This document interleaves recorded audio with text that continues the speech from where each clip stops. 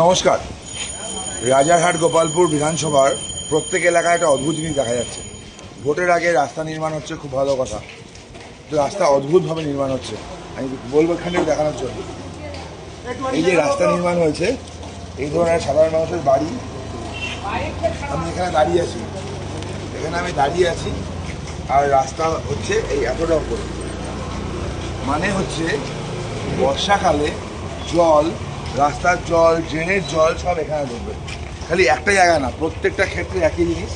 আমি ওইদিকে আপনার জন্য বলবো,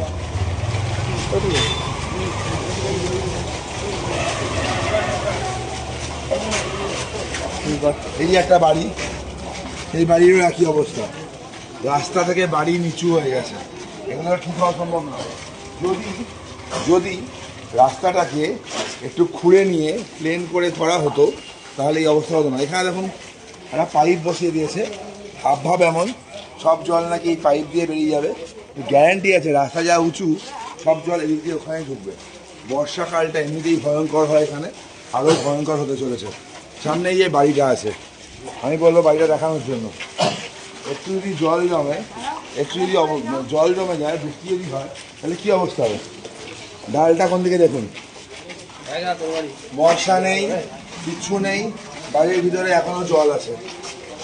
রাজারহাট গোপালপুর বিধানসভার প্রত্যেকটা ওয়ার্ডের একই অবস্থা, প্রত্যেকটা এলাকার একই অবস্থা। কাটমানি সিন্ডিকেট, চুরির জন্য এগুলো হয়েছে। যদি একটু খুঁড়ে নেওয়া হতো, তারপর পাথরগুলো বসানো হতো, তাহলে এই ঝামেলাটা হতো না। কিন্তু এই ঝামেলাটা করেছে ইচ্ছা করে। ফলো করুন টাইমস নাও খবর।